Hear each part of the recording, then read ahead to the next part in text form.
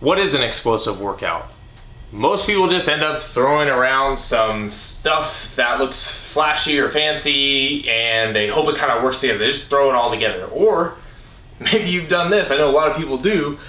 They'll get with a so-called fitness influencer who will label it an explosive workout. And then you go and look at the videos and you're kind of like, is that explosive? So I'm here to cut through all the shit and actually explain what leads to actually being an explosive athlete and how to develop an explosive workout. So before we get into it, we need to dive into a few things so you can understand the reasoning and what's going on behind the scenes for you to get that explosiveness that you're looking for. Like, what's needed to be explosive? So there are a few things. We need to have everything involved in explosiveness is strength, there's power, there's stability, mobility, there's coordination, which is hugely underrated. So when we talk about coordination, it's about linking the entire system together. So each little bit of muscle firing and connecting and transferring more and more and more force,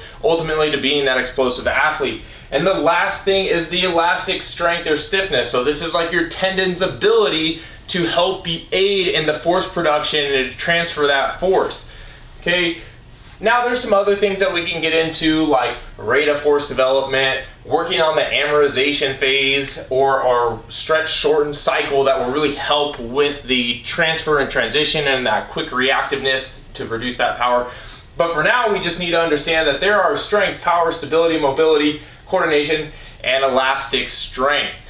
Now, when we're trying to build an explosive workout, we really need to have a system set in place so we make sure we're checking off all the boxes and we have a complete workout. So the first thing that we really need to do, so the first step is to choose an actual method. Now, some of the methods that I have put up here. So there's contrast training, and then there's an advanced version of that, which is French contrast training.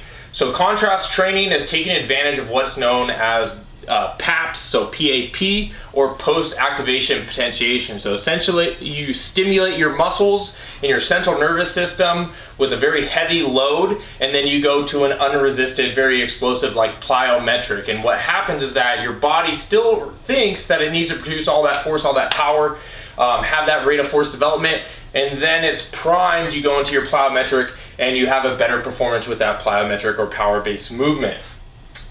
We can also take advantages of this through what's known as a complex. So a complex is, think of that as like three things in a row, right? So a complex would be like back squat into, say, a resisted jump into like a box jump. Okay, it's just another step, another variation of it. These all work together. Okay, these both will take advantage of what I said, the post-activation potentiation.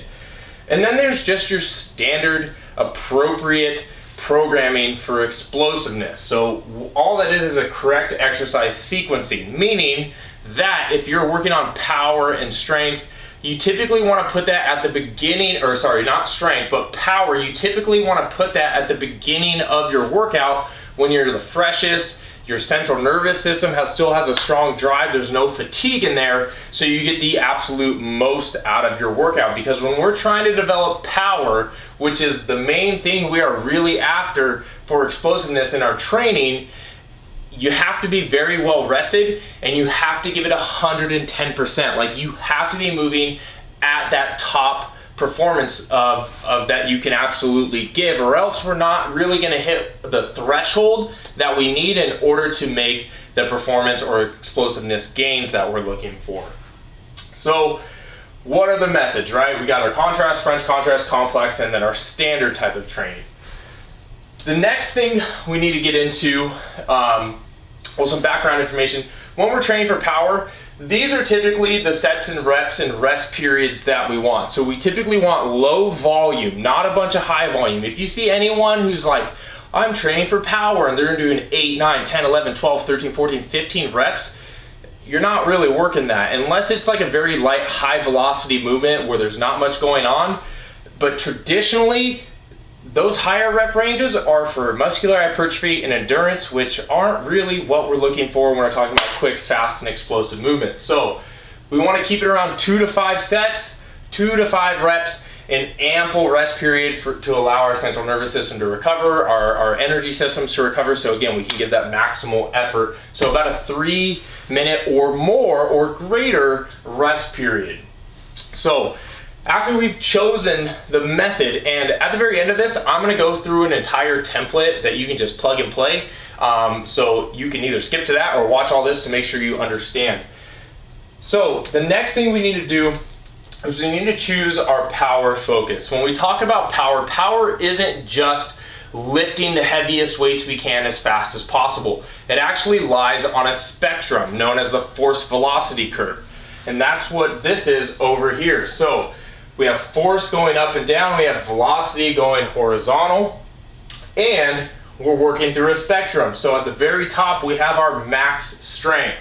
So this is like 90% to 100% of your 1 rep max. It doesn't really matter how fast you're going, you're just really trying to push the strength envelope here. So there's a few things that go along with this. There are exercise examples. There's overcoming isometrics where there's no movement at all. It's just putting as much force as you can into, say, a bar or a movement. There's squats, bench, deadlifts, your traditional type of lifts that you are just close to your 1 rep max. Again, that volume is low. Then there's speed strength, okay? So now we're taking the intensity or the weight down, but we're moving slightly faster. So this would be anywhere from 80 to 90% of, say, your 1 rep max.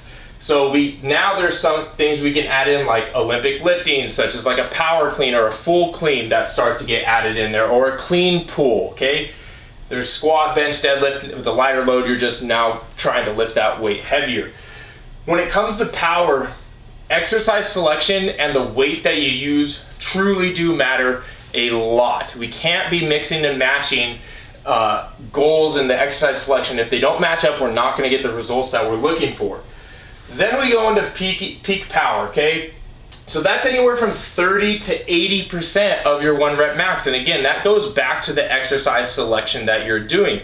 If you're doing something, say, like a clean pull, you may be able to get up towards that 80-ish% of your 1 rep max to hit your peak power. Versus if you're doing something like a trap bar jump, which is one of my favorite moves to help develop vertical jump power or vertical power, you're gonna need to be around 30 to 50% of your 1 rep max in order to get that peak power, because power is force times velocity. So we need to maximize that equation. If your bar is going too slow because the weight's too heavy, you're not going to be getting the most amount of power with that, okay?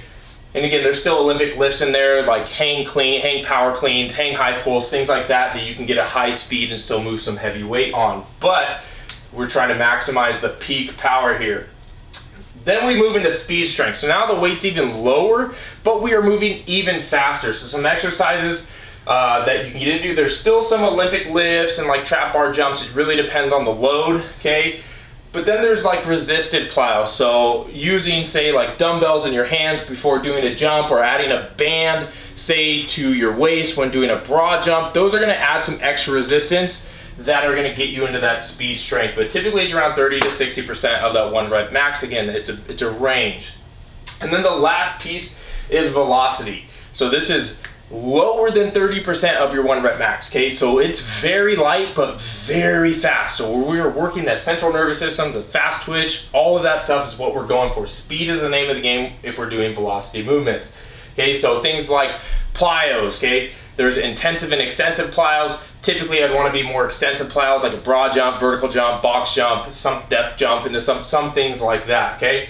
And then think like sprints, or if there's overspeed training would also fit into here, which would be like an assisted jump. So like a band assisted vertical jump would be something that's going to get you to move even faster than you normally would to help maximize that velocity component.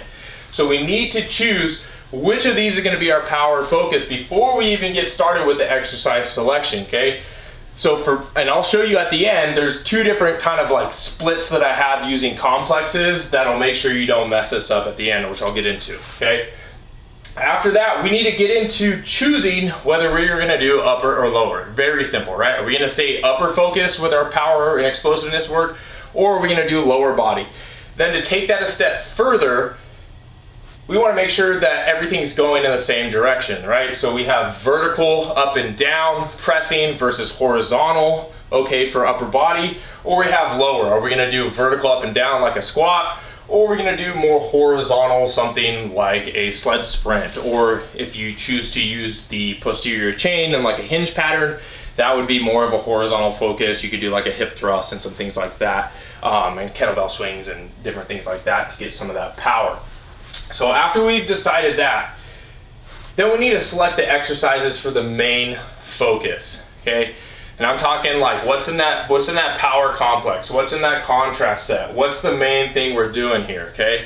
That is going to be a big determinant of what you then get into, which is filling in the rest of your workout with supplemental accessory movements that would go back to, say, the stability, mobility, coordination, or elastic strength aspects, or any of the aspects that maybe you didn't hit on here.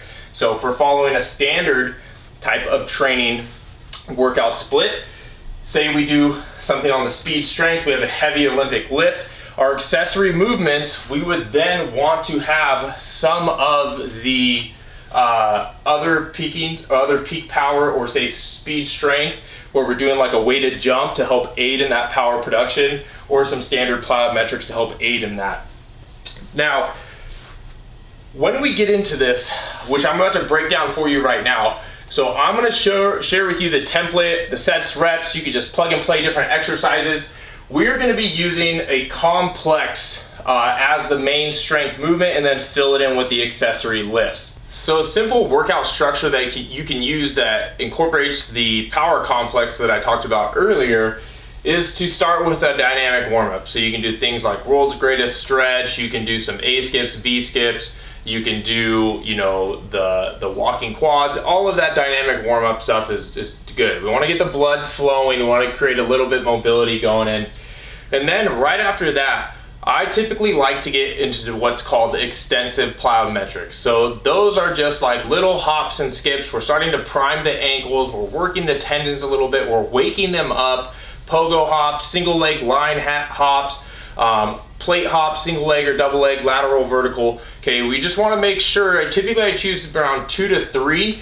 And we'd want to have, say if you have a forward and back that's bilateral, we want to have a lateral one as well, and then some sort of single leg or unilateral movement as well, if you can handle that, okay? Now, after we've gone through that, we want to get into our power complex. And as mentioned before, I have two kind of different models that we use, different spectrums on the force velocity curve to really maximize these results, okay?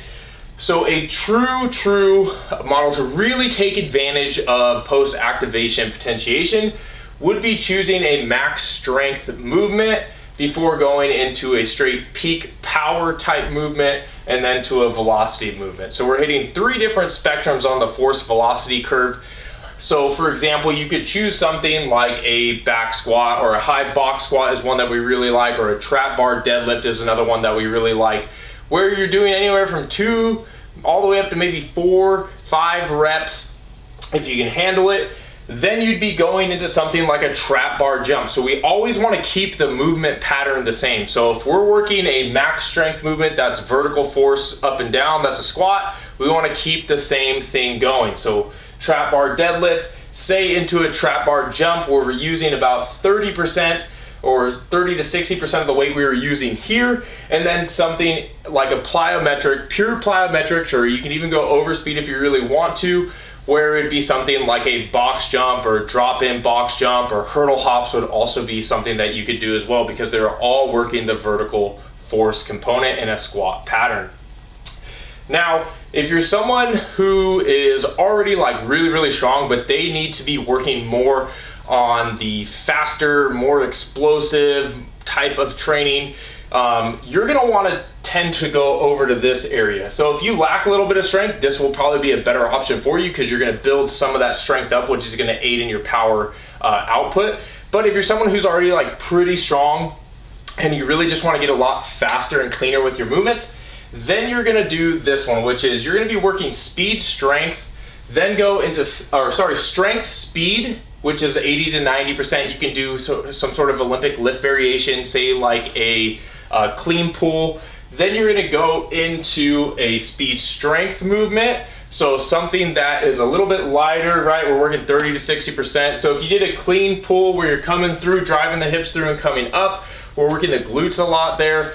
You may want to go into something that's like a banded kettlebell swing or just a kettlebell swing that still has some load, but we are moving quick with it. And then finally, going into a velocity-based movement, which for a plyometric, if you're working like the hinge pattern, I like the broad jump because you get a little bit of that hinge as you come on through. Most plyometrics are gonna be more in the squat pattern, or you could do something that is like a sprint. I did that today where it was an RDL, and then it was into a banded kettlebell swing, into a sprint. There's nothing that will match the sprint in terms of velocity, in terms of engagement, so that is also a very good one. You just really need to work up to it and have good running mechanics in order to make sure that you're doing it properly and not putting yourself at added risk for injury. So after we've chosen those, okay, you're gonna do anywhere from 2 to 5 sets. Typically I recommend starting around 3, okay? With the power complex, again, simple way to start is just put 5 reps for everything or less. So you can do 3 reps of everything or 5 reps of everything. Just keep it simple for yourself.